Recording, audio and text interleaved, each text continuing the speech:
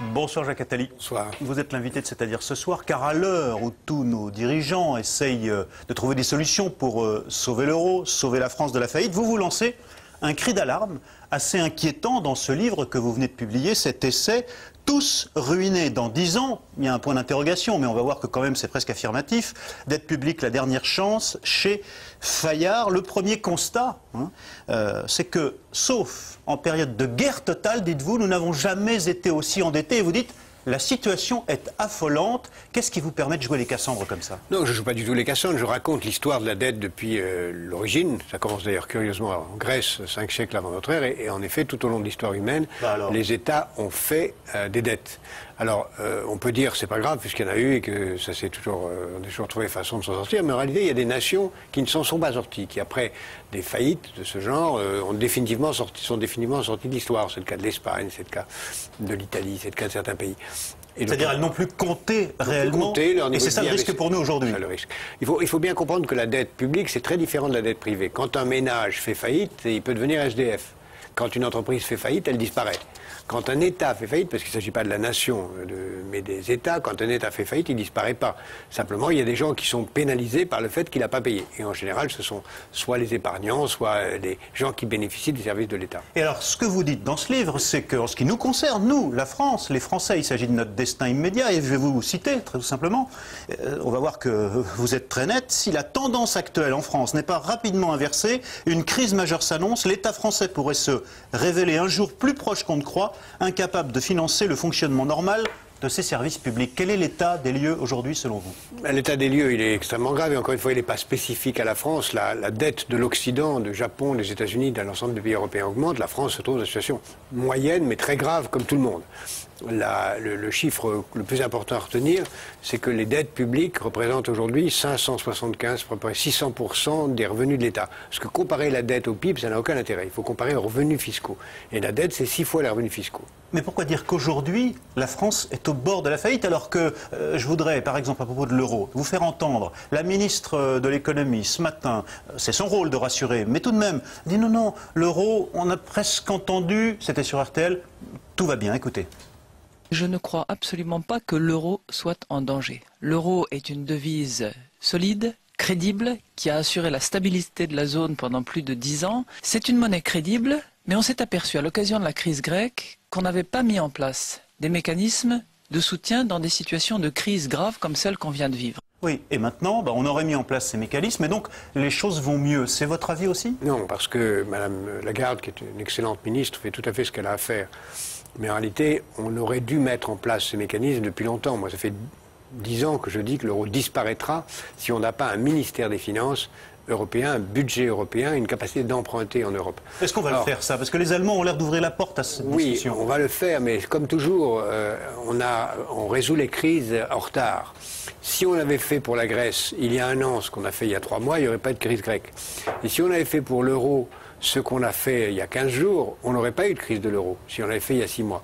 Mais on s'adresse toujours à la crise d'avant, et naturellement, à ce moment-là, les problèmes ne peuvent plus être résolus comme ça. Et aujourd'hui, on n'a pas fait encore ce qui est vraiment nécessaire, ce que Mme Lagarde vient de dire, c'est-à-dire mettre en place des institutions, une capacité de lever des emprunts par des bons du Trésor européen, que les Américains peuvent faire, de lever l'impôt pour financer ces bons du Trésor, toute une série de choses que l'Europe n'a pas encore fait. Restons simplement sur l'euro, quelques secondes encore. Vous écrivez encore dans le livre que les pays puissants de l'Europe, un jour, l'Allemagne, la première, pourrait dire « ça suffit, j'en ai assez des pays laxistes et je me retire de l'euro ». C'est crédible, ça? C'est le scénario du pire que j'ai décrit. Je voulais essayer de faire comprendre que si on ne met pas en œuvre toute une série de propositions que j'ai développées par ailleurs, en effet, il y a un scénario du pire qui est celui-là pour l'Europe, mais qui est aussi un scénario du pire pour le Japon, un scénario du pire pour les États-Unis, qui sont aussi menacés que nous. C'est-à-dire que l'euro pourrait disparaître, tout simplement. L'euro a vocation à disparaître. Aucune monnaie n'existe si elle n'a pas un budget en face de la Banque centrale. Tant que l'euro n'a pas cette certitude d'avoir un vrai budget européen, il n'y a aucune chance qu'il dure. Alors, mais à quelle échéance? C'est-à-dire quelques semaines, quelques mois, quelques années? Non, on peut ce pas... scénario du pire, ce scénario du pire, c'est très difficile à dire.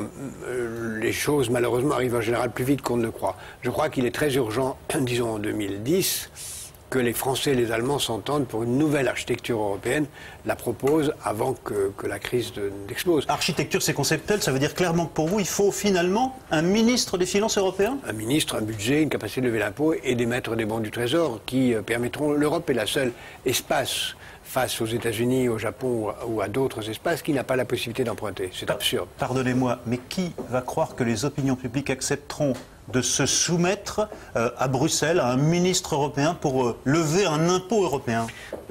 C'est exactement ce qu'on avait dit quand on a fait le marché commun en 58, qui va accepter. C'est exactement ce qu'on avait dit en 84 quand on a fait un marché unique, qui va accepter. C'est ce qu'on a dit en 93 quand on a fait la monnaie unique, qui va accepter. Aujourd'hui, on sait très bien que d'étape en étape, la voie sur laquelle nous sommes entrés, c'est une voie fédérale. L'Europe sera fédérale ou disparaîtra de l'histoire. Alors, vous y croyez, vous, simplement, d'un mot? Je pense qu'à chaque fois... Ma réponse est oui, parce qu'au fond, les choses évoluent dans la bonne direction. La crise fait prendre conscience de la nécessité. La crise fait baisser l'euro, qui était beaucoup trop fort, recréant des marges de manœuvre pour l'Europe. Et la crise, on le voit en Espagne, en Italie, en Grèce, en France. Donc le pire n'est jamais sûr, malgré ce diagnostic. Disons que le pire est parfois la condition du sursaut. Votre titre, c'est Tous ruinés dans 10 ans, avec un point d'interrogation. La ruine qui menace, selon vous, c'est quoi individuellement? On pense que c'est celle de l'État, mais nous, on est concernés. C'est la ruine de l'État, mais l'État, c'est 50% de nos revenus. C'est 50% de nos impôts et cotisations sociales, et c'est 50% des services qui nous sont rendus. C'est l'école, c'est l'hôpital, c'est les routes. Donc l'État, c'est pas quelque chose d'autre que nous. Donc si l'État est ruiné, nous sommes à moitié ruinés, puisque notre partie collective... Mais ça veut dire quoi concrètement? Qu'on n'aura plus d'allocations? Que les services publics vont s'arrêter? Oui, ça pourrait vouloir ça. Ça pourrait vouloir dire qu'on devra licencier des fonctionnaires, des professeurs, des infirmières, des policiers, etc., etc. C'est ça que ça peut vouloir dire. La qualité des services sera moins forte, tant en termes de nombre de fonctionnaires qui les rendent, qu'en tant que niveau des prestations. Avant qu'on dise un mot des solutions que vous préconisez, écoutez, la réaction par exemple ce matin ou à la sortie aussi hier de sa rencontre avec le ministre du Travail Éric Woerth, d'un haut responsable syndical, Bernard Thibault, de la CGT, pour bien comprendre en quoi ce discours et cette nécessité de faire des sacrifices, évidemment... Ce n'est pas des sacrifices, hein, c'est d'être sérieux. Ouais. Écoutez Bernard Thibault, et on commente ça après. C'est sur la retraite, le report éventuel de l'âge de la retraite.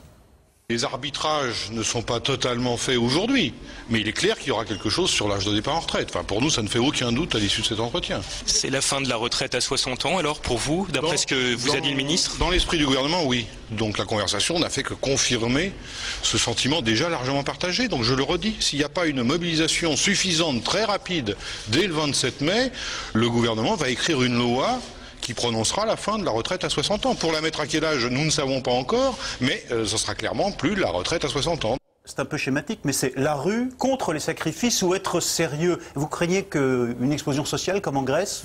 Non, je pense que les Français sont sérieux. D'abord, il faut bien comprendre que les choses sont très distinctes. La dette publique, c'est pas la retraite, même si la retraite, c'est une dette, puisque c'est cette génération qui emprunte aux générations suivantes. Mais ça ne fait pas partie de la dette publique, en tout cas officiellement. Il y a d'autres dettes aussi. En comble, avec les budgets. Hein. Oui, mais il y a d'autres dettes qu'il faut prendre en compte. C'est l'environnement dans lequel la dégradation que nous faisons sera réparée par les générations suivantes. Mais je pense que les opinions publiques comprennent assez bien aujourd'hui que si on veut payer les retraites, payer les dettes, eh bien, il faut se mettre en situation d'avoir autant de recettes que de dépenses. Vous dites qu'il faut encore se préparer, en particulier en France, à procéder à des économies considérables, et vous préconisez aussi économie et augmentation des impôts. Je dis qu'il faut maintenant un grand débat, un débat vite, puisque c'est dans le budget 2011 qu'il va falloir être crédible. Le minimum serait de déplacer 50 milliards d'euros. 50 milliards d'euros en 18 mois. Bon, mais comment on fait? Alors, c'est soit en dépenses, soit en recettes. Ça peut être moitié dépenses, moitié recettes. Mais là encore, c'est extrêmement difficile de savoir comment on va le faire.